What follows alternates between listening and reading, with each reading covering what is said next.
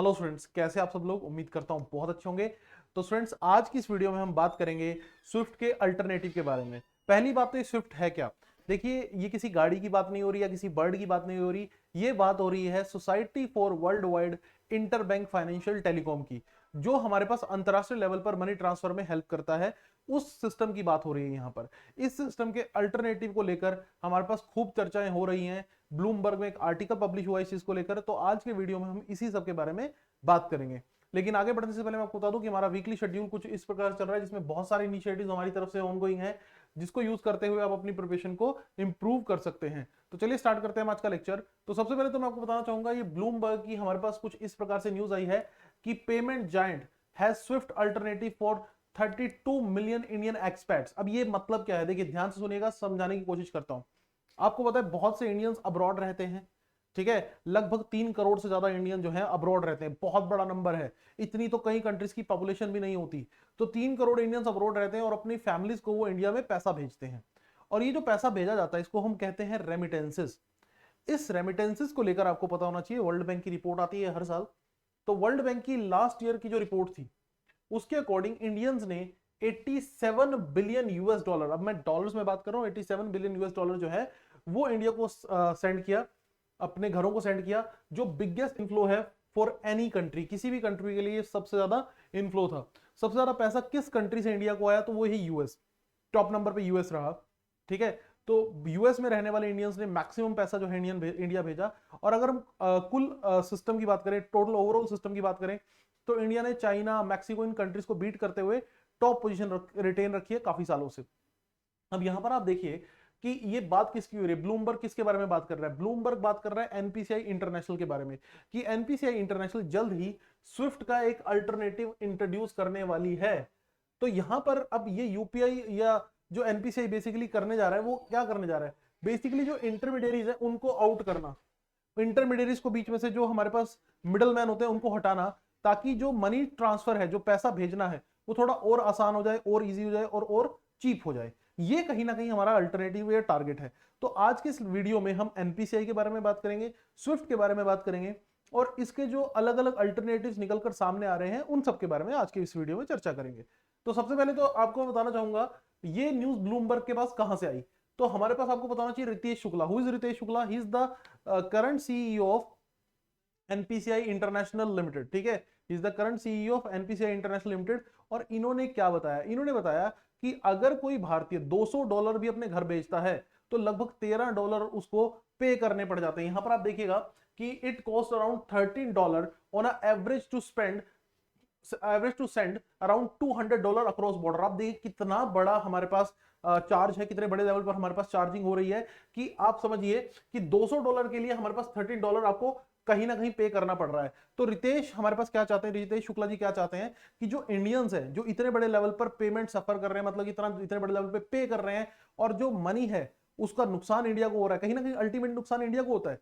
नहीं तो अगर मान लीजिए ये जो ट्रांसफर चार्जेस अगर कम हो, तो ज्यादा मनी इंडिया को मिलेगा, ज्यादा फॉरेक्स रिजर्व इंडिया का बढ़ता हुआ दिखाई देगा। तो अल्टीमेटली इंडियंस की भी हेल्प होगी और कंट्री की भी कहीं ना कहीं हेल्प होगी। तो ये कहा है हमारे पास रितेश शुक्ला ने, and he is the current CEO of NPCI International limited. तो एनपीसीआई के बारे में ऑल्दो हम पिछले लेक्चर्स में भी बात कर चुके हैं, लेकिन फिर से रिकॉल कराना चाहूंगा कि एनपीसीआई एक अम्ब्रेला ऑर्गेनाइजेशन है, जो भारत में पेमेंट और सेटलमेंट सिस्टम एक्ट के थ्रू बनी थी, ठीक है। इसको बनाने का जो क्रेडिट जाता है आरबीआई और इंडियन बैंक एसोसिएशन को जाता है। तो आपको याद रखना है कि भारत में जो हमारे पास रुपे कार्ड है, या भारत क्यूआर कोड है, या फिर हमारे पास यूपीआई है, इन सब को जो मैनेज करने की रिस्पॉन्सिबिलिटी है, वो हमारे पास किसकी है, एनपीसीआई की, that is national payment corporation of India. और पिछले कुछ सालों में ये इंडिया की एक बेस्ट एंटिटी बनकर सामने आया है। इसने भारत में बहुत सारी प्रॉब्लम्स को सॉल्व करने के लिए कदम बढ़ाए हैं। चलिए, अगर मैं आगे बात करूं कितना सक्सेसफुल रहा है एनपीसीआई, आपको थोड़ा सा आइडिया भी होना चाहिए कि एनपीसीआई कितना सक्सेसफुल रहा। तो यहां पर आप देखिए कि भारत में और कुछ भारत के कुछ बाहर देशों में लगभग 330 बैंक और 25 एप्स राइट नाउ हमारे पास किसका यूज कर रही हैं, ये यूज कर रही हैं यूपीआई का, यूनिफाइड पेमेंट इंटरफेस का यूज कर रही हैं, जो एनपीसीआई का एक प्रोडक्ट है। तो आप यहां पर देखिए यूपीआई, यूनिफाइड पेमेंट इंटरफेस, और इसको यूज कर रहे हैं व्हाट्सएप पे, गूगल पे, ठीक है, ये सब। और अराउंड इससे इंडिया में जो डिजिटल ट्रांजेक्शन्स की जो मार्केट बन चुकी है, डिजिटल ट्रांजेक्शन की जो मार्केट बन चुकी है, वो 3 ट्रिलियन डॉलर की मार्केट बन चुकी है, एक ह्यूमंगस माउंट कह सकते हो मार्केट यहां पर बन चुकी है। और over the period of time आप देखिएगा कि यूपीआई ट्रांजैक्शंस की जो वैल्यू है वो भी लगातार बढ़ती जा रही है। मैं ये ब्लूमबर्ग की रिपोर्ट के अकॉर्डिंग, जो इन्होंने एनपीसीआई के डाटा के अकॉर्डिंग पब्लिश किया है, तो यहां पर आप देख सकते हैं कि 10 ट्रिलियन रुपीस के मार्क को डिजिटल ट्रांजैक्शन टच कर चुकी हैं। 10 ट्रिलियन, आप समझ रहे हैं कितनी बड़ी वैल्यू है। तो यहां पर आप देख सकते हैं कि over the period of time digital transactions लगातार बढ़ रही हैं, और डिजिटल ट्रांजैक्शन जितना बढ़ेंगी उतना ही देश को काफी हद तक फायदा हुआ देखने को मिलेगा। जो बैंकिंग सिस्टम है वो इंप्रूव होगा, जो हमारे पास फेक करेंसी की प्रॉब्लम है वो हमारे पास दूर होगी, और हमारे पास इकोनॉमी में काफी हद तक जो है इंप्रूवमेंट होती हुई हमें दिखाई देगी। तो ये सब चीजें हमें देखने को मिलेंगी। अब सवाल उठ जाता है कि जो एनपीसीआई है, हमने क्या न्यूज पढ़ी है कि NPCI, national payment corporation of India international limited, ये हमारे पास स्विफ्ट का एक अल्टरनेटिव देने जा रहा है।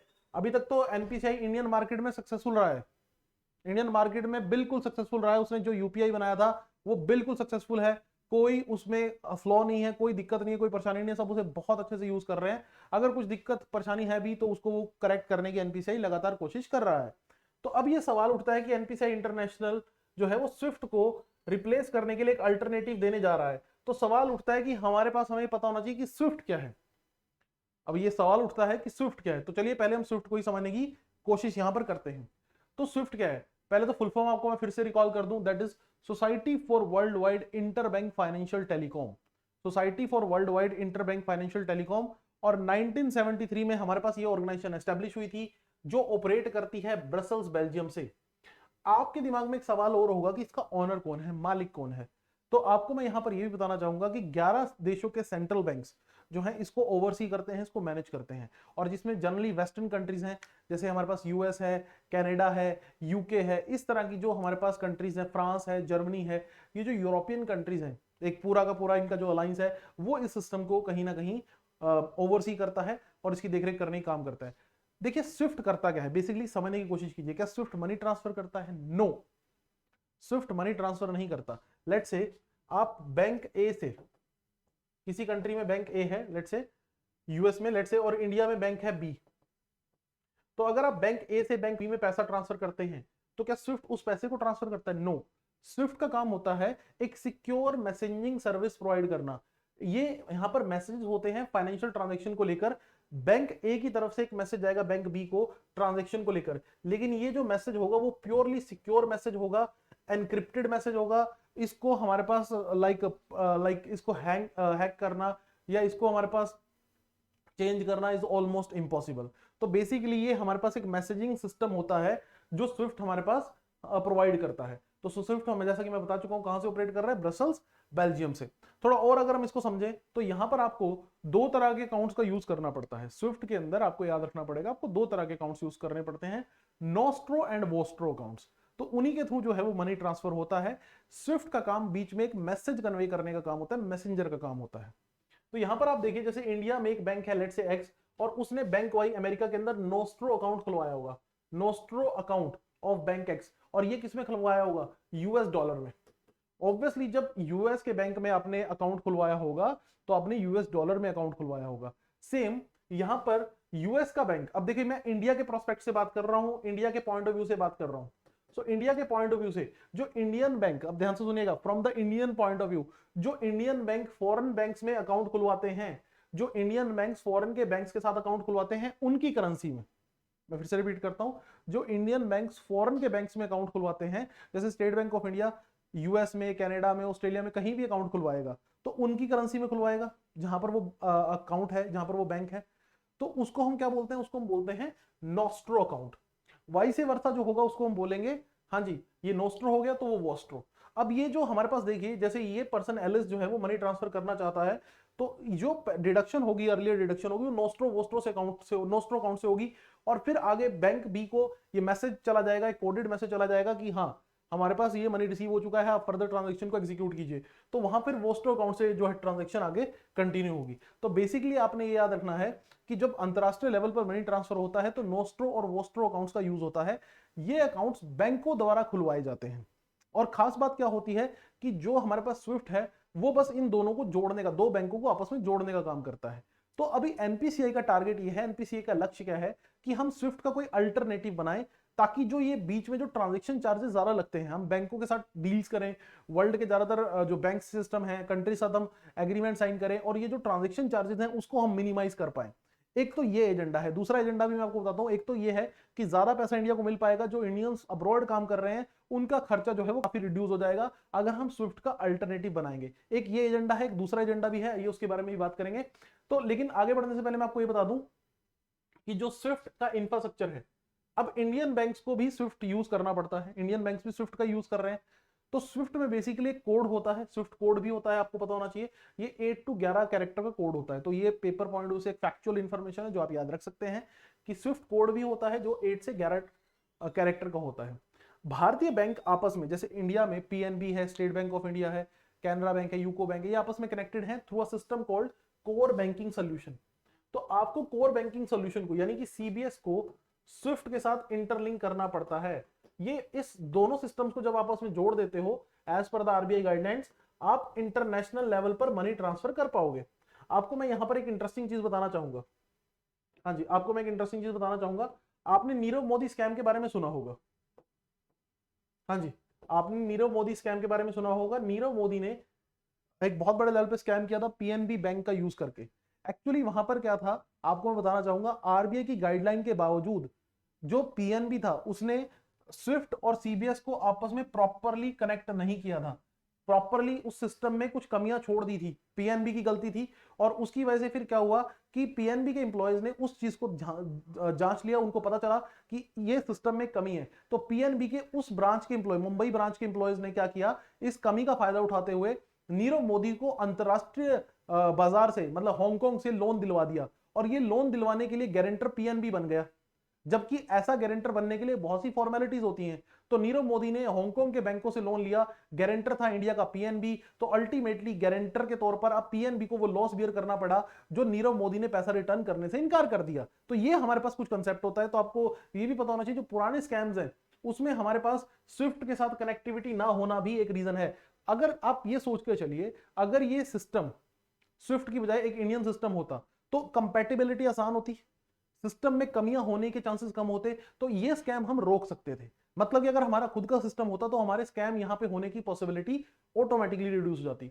दूसरा रीजन ये हो गया। एक और रीजन अभी हम देखेंगे। तो आपको मैं बताना चाहूंगा, अभी राइट नाउ स्विफ्ट के 11,000 मेंबर्स हैं, बैंक्स, ठीक है, बैंक्स की बात कर रहा हूं, 11,000 बैंक्स, ओके, 200 से ज्यादा कंट्रीज में, मतलब कि पूरे वर्ल्ड में स्विफ्ट का यूज हो रहा है। लेकिन जैसा कि मैंने बताया कि स्विफ्ट को ओवरसी कौन कर रहा है, द वेस्टर्न ग्रुप। और ये वेस्टर्न ग्रुप अपनी मोनोपोली दिखाते हैं। आप देखिए कि रशिया के ऊपर स्विफ्ट सैंक्शन लगे। अब स्विफ्ट सैंक्शन की वजह से रशिया और ईरान, दो कंट्रीज, बड़ी बड़ी इकोनॉमीज जो ऑयल को प्रॉपरली सेल आउट नहीं कर पा रही, रशिया एंड ईरान, क्योंकि वो पेमेंट रिसीव नहीं कर पा रही। तो यहां पर ये वेस्टर्न अलायंस ने क्या किया है, इनके ऊपर ये सैंक्शन लगा दिए। अब इंडिया को लगता है कि कल को अगर इंडिया के ऊपर ऐसे सैंक्शन लगा दिए तो इंडिया को पहले ही रेडी होना चाहिए, हमें दूसरों की गलती से पहले ही सीख लेना चाहिए। तो रशिया के पास ऐसा कोई सिस्टम नहीं था, हम पहले ही सोच के चल रहे हैं। अब यहां से हमें दो नहीं तीन चार फायदे होने जा रहे हैं। पहला फायदा मैंने आपको बताया कि एक तो रेमिटेंसेस का जो फ्लो है वो आसान करेंगे, हम नए सिस्टम के साथ रेमिटेंसेस का फ्लो आसान करेंगे। दूसरा, इंडियन सिस्टम के साथ कंपैटिबिलिटी इजी बनाएंगे, इंडियन बैंकों की जो कंपैटिबिलिटी होगी, जो हमारा होममेड सिस्टम होगा वो इजी हो जाएगी। तीसरा, अंतरराष्ट्रीय लेवल पर अगर कोई हम पर प्रतिबंध लगाता है स्विफ्ट को लेकर तो हमें ज्यादा फर्क नहीं पड़ेगा। जैसा कि मैं आपको बताना चाहूंगा कि चाइना इस चीज को लेकर ऑलरेडी कुछ स्टेप्स आगे है। तो चाइना ने ऑलरेडी स्विफ्ट के एक कंपैरिजन में अपना एक खुद का सिस्टम बनाया हुआ है सिप्स के नाम से, ये आपको पता होना चाहिए। स्विफ्ट का एक अल्टरनेटिव उन्होंने पहले ही तैयार किया हुआ है जिसको उन्होंने नाम दिया हुआ है cross border interbank payment system. अब ये रशिया के साथ बहुत बड़े लेवल पर व्यापार कर रहे हैं। रशिया चाइना के बीच में जो व्यापार हो रहा है, जो ट्रेडिंग हो रहा है, वो सिप्स के यूज के थ्रू हो रहा है, ये भी आपको पता होना चाहिए। That is through CIPS, that is cross border inter bank payment system. तो ये आपको पता होना चाहिए कि बट लेकिन अभी नंबर ऑफ बैंक्स की बात करूं तो सिप्स के साथ नंबर ऑफ बैंक्स बहुत कम जुड़े हैं। अभी यहां पर चाइना चाहेगा कि नंबर ऑफ बैंक्स उसके साथ जुड़े, जैसे कि यहां पर आप देखिए कि रफली 1300 बैंक इसके साथ सिप्स के साथ जुड़े हुए हैं। स्विफ्ट के साथ आप देखिए मोर देन 11,000। तो अभी सिप्स के लिए जो रहा है वो आसान नहीं है, उसे अभी बहुत लंबा सफर तय करना है। आगे अगर मैं बात करूं स्टूडेंट्स, रशिया को अब चोट पहुंच चुकी है, तो रशिया भी कहीं ना कहीं अपने सिस्टम पर काम कर रहा है। तो यहां पर मैं आपको बता दूं कि SPFS नाम का सिस्टम जो है रशिया द्वारा डेवलप किया जा रहा है ताकि इस प्रॉब्लम से बाहर निकला जा सके। लेकिन जब तक रशिया इस प्रॉब्लम से बाहर निकलने के लिए काम करेगा तब तक बहुत देर हो चुकी होगी, क्योंकि रशिया को बिलियंस ऑफ डॉलर्स का ऑलरेडी नुकसान हो चुका होगा। तो हमें इस चीज से बचने के लिए, मतलब कि हम बारिश आने पर घर नहीं बनाया जाता, घर को पहले ही बनाना पड़ता है। तो यहां पर वही चीज इंडिया सोच रहा है कि अगर सैंक्शन लाएंगे उसके बाद हम कोई सिस्टम बनाएंगे, तो बेटर ये है कि हम पहले से ही सिस्टम को रेडी रखें ताकि रशिया जैसी प्रॉब्लम हमें फेस ना करनी पड़े, और कुछ कई बेनिफिट्स हमें देखने को मिलेंगे। तो इंडिया जल्द ही अपना एक नया सिस्टम बनाने जा रहा है। तो होपफुली हम उम्मीद करेंगे ये जो सिस्टम है वो बेटर हो, एफिशिएंट हो, और ज्यादातर कंट्री साथ हम उसको लेकर टाई अप कर पाए ताकि इफेक्टिवली उसका यूज हो सके। जाने से पहले मैं बता दूं कि हमारे कई फ्री और पेड इनिशिएटिव चल रहे हैं जिनको आप फॉलो कर सकते हो अपनी प्रिपरेशन को और ज्यादा इंप्रूव करने के लिए। तो ये था स्टूडेंट आज का लेक्चर। उम्मीद करता हूं कुछ नया जानने को मिला होगा। वीडियो पसंद आई हो तो लाइक और शेयर जरूर कर दीजिएगा। Thank you students, God bless you all.